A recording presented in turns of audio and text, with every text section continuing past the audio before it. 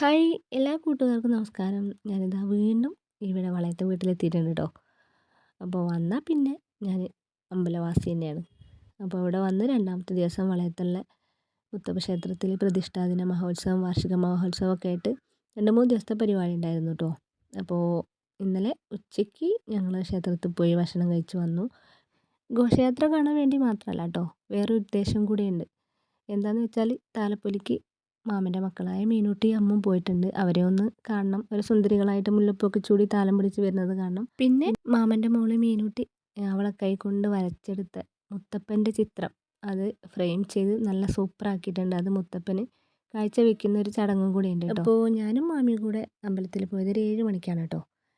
അമ്മും മീനൂട്ടിയും കൂടി താലപ്പൊലി എടുക്കാൻ വേണ്ടി ഒരു 4 മണിയൊക്കെ ആയപ്പോൾ അമ്പലത്തിലേക്ക് പോയിട്ടുണ്ട് കേട്ടോ. ഞങ്ങൾ ചെന്ന് കുറച്ച് കഴിഞ്ഞപ്പോൾ തന്നെ താലപ്പൊലി ഘോഷയാത്രയൊക്കെ അമ്പലത്തിലേക്ക് ഇങ്ങനെ വന്നിട്ട് താലപ്പൊലിക്കാരെയൊക്കെ മുത്തപ്പ സ്വീകരിക്കുന്ന ചടങ്ങാണ് കേട്ടോ ഈ കാണുന്നത്. താലപ്പൊലി വരുന്ന കാണാൻ നല്ല രസമുണ്ടായിരുന്നു കേട്ടോ. ചെറിയ കുട്ടികൾ മുതൽ പ്രായമായവർ വരെ നല്ല ഭംഗിയായി ഒരുങ്ങി താലം പിടിച്ചൊക്കെ വരുന്ന കാണാൻ നല്ല രസമുണ്ടായിരുന്നു. അതെല്ലാം കഴിഞ്ഞിട്ട് പിന്നെ നാട്ടിലെ കുട്ടികളുടെ അടിപൊളി ഡാൻസ് ഉണ്ടായിരുന്നു കേട്ടോ. അതെല്ലാവരും കണ്ടു കഴിഞ്ഞിട്ട് അതിന് ശേഷം മുത്തപ്പൻ്റെ അനുഗ്രഹം വാങ്ങാൻ എല്ലാവരും വന്നിരിക്കുന്ന ഒരു സമയമുണ്ടല്ലോ, ആ സമയത്ത് മീനൂട്ടി അവൾ വരച്ച ചിത്രം മുത്തപ്പന് കാഴ്ചവെച്ചു കേട്ടോ. നല്ല രസമുണ്ടായിരുന്നു അത് കാണാൻ. മീനൂട്ടിക്ക് വരച്ചിട്ട് ഭയങ്കര ആയിട്ട് വിറയ്ക്കുക, കണ്ണിൽ വെള്ളം നിറയുക, അങ്ങനെ കുറേ പ്രശ്നങ്ങൾ.